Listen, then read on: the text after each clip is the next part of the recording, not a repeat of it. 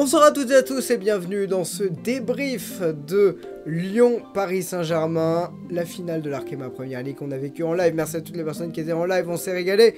Merci beaucoup à toutes les personnes qui s'abonnent, qui like et qui commentent en dessous de cette vidéo. N'hésitez pas surtout à dire votre analyse du match, vos tops et vos flops, et à vous abonner pour aller chercher les 1520 abonnés sur la chaîne. Ça régale, merci infiniment et partagez autour de vous. On va parler de cette rencontre et les tops et les flops en fin de vidéo. Vous connaissez la chanson et merci à toutes les personnes qui restent jusqu'à la fin. Bon, bah c'était une finale en fait, c'est-à-dire que on va parler des compos évidemment, mais je voulais commencer par cet avant-propos. Une finale avec à la fois beaucoup d'intensité mais pas beaucoup d'occasions non plus. C'était très étrange, on va en reparler. Bon évidemment il y a 3-0 mais j'en reparlerai juste après. Les compos d'abord, les compos que vous voyez, avec cette petite originalité. Karchaoui côté droit.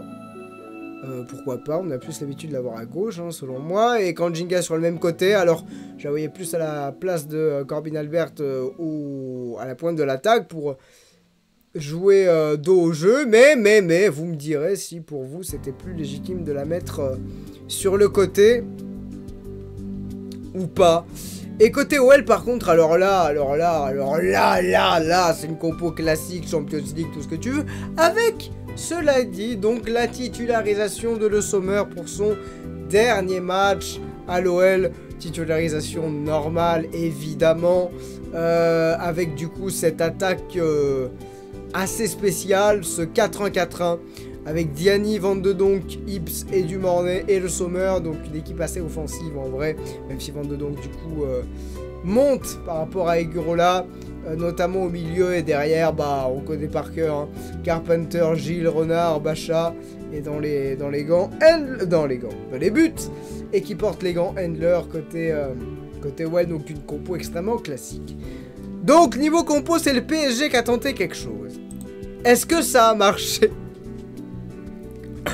Non, certainement pas, pour plusieurs raisons. D'abord, on a une première mi-temps où bizarrement, je l'ai dit en live, eh ben, c'est serré. Tellement je vais éternuer, tellement... Ah, c'était... Limite, l'OL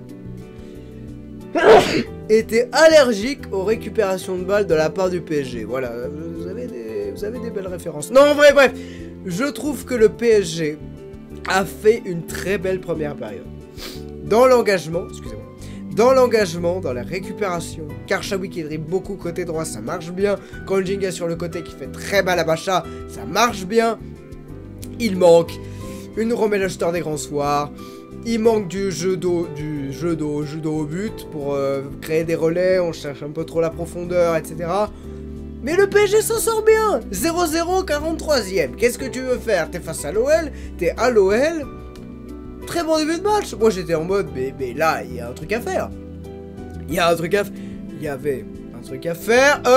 Et puis, je rappelle que je ne suis ni supporter parisien, ni supporter lyonnais, mais bien supporter toulousain. Donc, bon, voilà, je suis neutre ce soir. Par contre, les parisiennes peuvent s'en vouloir d'un truc...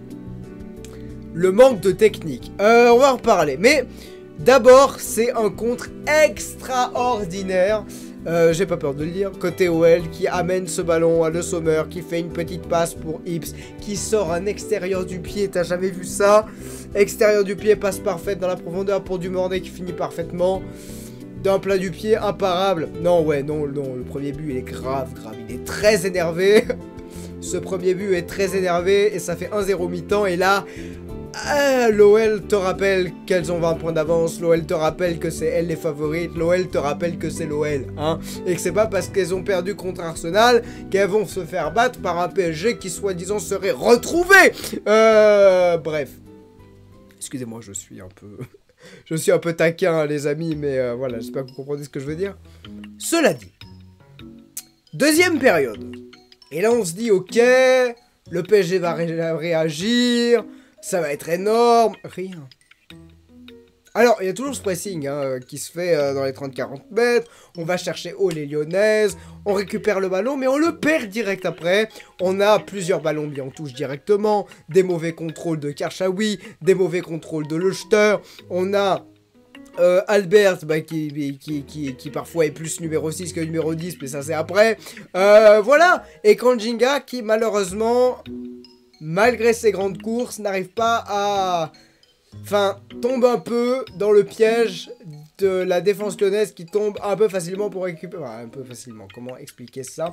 En gros, Kanjinga, évidemment, voilà, elle est tellement impressionnante dans sa gestion de la protection de balle et surtout, elle arrive tellement à jouer des coudes pour le garder que ça finit en faute très très souvent.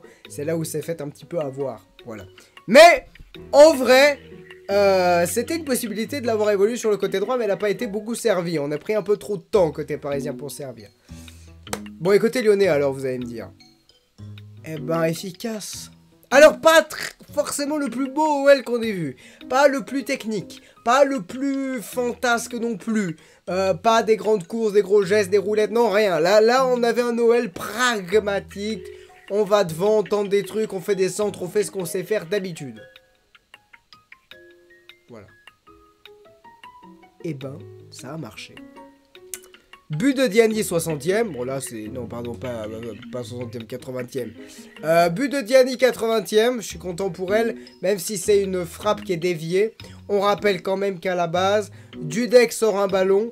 Et derrière, récupération lyonnaise. C'est pas la faute de Dudek qui a perdu ce ballon, mais on a voulu trop le porter. Il me semble... c'est pas Gueyoro, c'est pas Karchaoui, c'est peut-être Gronen, mais vous allez me corriger en commentaire.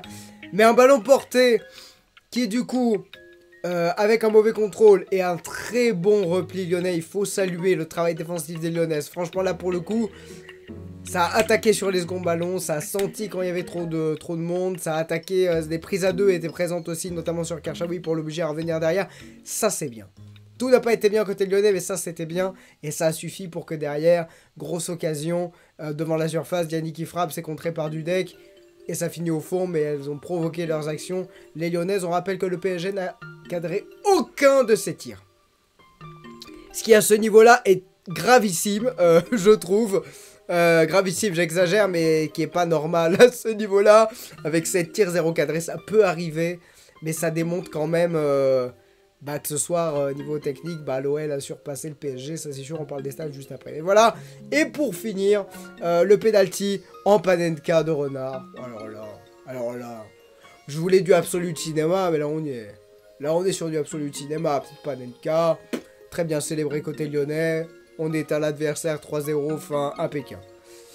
Voilà pour mes sensations, j'attends les vôtres en commentaire évidemment. Et désolé si jamais j'ai oublié des trucs, my bad, tout ça, bref. On va passer aux statistiques. Alors, première mi-temps, c'était équilibré, ça jouait à du 49-51, d'ailleurs la position n'a pas bougé depuis. On est sur 13 tirs côté lyonnais, 4 cadrés. Rendez-vous compte, un tiers des tirs sont cadrés côté lyonnais, 0 sur 7 côté parisien. Précision des passes, on est tombé à 79% côté lyonnais, on est remonté à 76% côté parisien, on était à 73 je crois. Ou non, ça a peut-être pas bougé, on était à 74, enfin pas loin. Mais, comme je vous ai dit, les précisions des passes, c'est une statistique que j'aime bien, ça montre la fluidité du jeu. Je rappelle que pour Inter Milan Juventus, qui avait peut-être pas le même enjeu, c'est vrai, on était quasiment sur du 90% de précision des passes dans les deux équipes. J'ai rarement vu un aussi beau match de football, voilà, je vous le dis. Voilà. Bon, beaucoup de fautes côté parisien, 12. Et 9 côté lyonnais. 0 carton jaune côté lyonnais, un seul côté parisien. Il n'y a pas eu beaucoup de cartons, mais il y a eu pas mal de fautes. Voilà pour les statistiques les plus parlantes. Mais c'est surtout les tirs et les tirs cadrés. Et on va passer au top et au flop, mesdames et messieurs. Sur cette petite musique. Sur cette petite musique, mes tops et mes flops qui n'engagent que moi, je rappelle. Et vous êtes là en commentaire pour me dire si... Enfin, les vôtres déjà. Et ce que vous en pensez. Alors déjà, Le match de Wendy Renard est une masterclass. Elle n'a jamais été inquiétée. Elle a toujours été calme dans ses interventions défensives. Elle n'a jamais perdu de ballon. Et elle a marqué ce penalty en Panenka, ce qui montre une énorme confiance de la part de notre défenseur de l'équipe de France. Faut qu'elle le garde, ça. Ça serait bien de garder cette confiance vis-à-vis de l'Euro en pensant aux Françaises, évidemment. Mais Wendy Renard, pour moi, était la meilleure joueuse. Honnêtement, hein. Alors je sais que peut-être certains me diront oui, mais Diani a marqué, elle a beaucoup dribblé, elle a donné beaucoup d'intention de jeu, elle est allée vers l'avant. Moi je trouve que Renard a été la meilleure joueuse ce soir. Et c'est d'autant plus symbolique que Paris n'a pas marqué. Lyon qui était dans une phase où elles prennent un but contre Dijon, elles prennent des buts contre Arsenal, là le clean sheet fait plaisir. Donc voilà, côté lyonnais, je dirais, je me remets la compo sous les yeux, Renard, je dirais Diani, je dirais Ips, malgré un début de match pas simple, et surtout Dumornay, pardon, évidemment. Donc Dumornay, Ips, Diani, Renard, mais en vrai, Vanessa Gilles a fait des très bonnes interventions aussi, Carpenter a couru comme pas possible à chaque fois, Bacha c'est pareil, tout n'a pas été parfait dans les centres, Carpenter a fait pour moi un meilleur match que Bacha. Mais difficile de voir qui a fait un mauvais match côté lyonnais, toujours pareil. Dites-le moi en commentaire, mais je vois aucune joueuse qui a fait vraiment un mauvais match. Côté parisien, c'est plus compliqué. Et le Sommer, bon match dans l'ensemble, pas aussi décisif qu'on l'attend, mais bon, voilà, elle a fait un match plus que correct, évidemment. Donc voilà, mais donc pour mes tops, c'est Renard, Dumornay, dans l'ordre, hein, Renard, Dumornay, Diani, et j'hésite entre Gilles et Carpenter. 22, donc c'est blessé. Ips aussi, enfin, voilà, vous me direz ce que vous en pensez. Bon, bah côté parisien, faut qu'on parle, hein, comment on dit. Alors, Karchaoui a fait un match, je dirais, correct, malgré des mauvaises passes, quelques pertes de balles, mais en percussion, elle a retrouvé sa qualité de dribble, et ça fait plaisir. Elle s'est vraiment portée vers l'avant, ça fait plaisir. Donc voilà, Gueyoro, pareil, elle s'investit même parfois défensivement, toujours entre deux os, hein, Gueyoro. Très belle vanne parce que c'est dans son nom de famille, il y en a deux, c'est du jamais vu. Deux os dans Gueyoro si jamais. Mais en fait, c'est juste qu'elle a toujours ce rôle un peu ingrat entre guillemets, avec un rôle très important. J'attaque, mais je défends aussi. Au four et au moulin, donc c'est compliqué. Ouais, c'est compliqué. Hein. Luchter, compliqué aussi parce que cette première période parisienne n'a rien à voir avec la deuxième et les joueuses qui ont été plutôt comment dire, plutôt qui ont éclairci le jeu parisien en deuxième période se sont un peu éteintes. Voilà. Kanjinga, match compliqué, franchement. Je sais pas vous. Hein. Et De Almeida a perdu 2 fois des ballons trop faciles. Enfin, qu'elle a joué trop facile. Mbok, encore une fois, le tac qu'elle met, il est important sur Dumornay. Mbok, bon match. Mbok, bon match. Dunn, bon match. Karchaoui, je vais dire bon match, mais pas match... Enfin, à la limite du match, plus que correct.